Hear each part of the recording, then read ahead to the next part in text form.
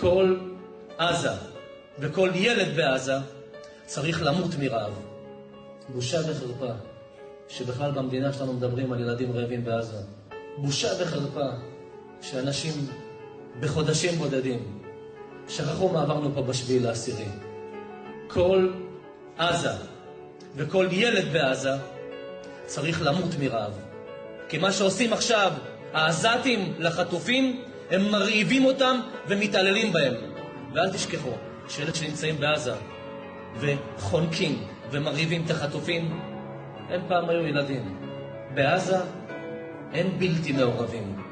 כל התמונות שאני ראיתי והסרטונים שלצערי בהם אני צפיתי, זה אזרחים לא מעורבים, לא חמאסניקים, שקיבלו עם סוכריות ובקלאות גופות של חטופים וחטופים חיים, ושמו אותם בתוך הבתים, שמרו עליהם, בזמן שהם אוכלים והחטופים רעבים או מתים רעבים. אז אם מדברים על רעבים, שידברו על חטופים רעבים או על הורים רעבים, שכל החיים יהיו רעבים לראות את הילד חוזר לחיים. לא למדנו מעמלק שהשארנו זכר ממנו, ואם הפעם יישאר זכר מהם, השביעי לאוקטובר יחזור עם ספרה של שנה חדשה. אני לא מרחם על מי שלא רחם על הילדים שלנו. אני לא מרחם על מי שבעוד כמה שנים יגדל ולא ירחם עלינו.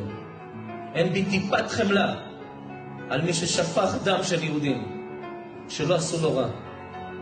אנס, רצח, שרף, קראת איברים ועשה תמונות עם איברים כרותים.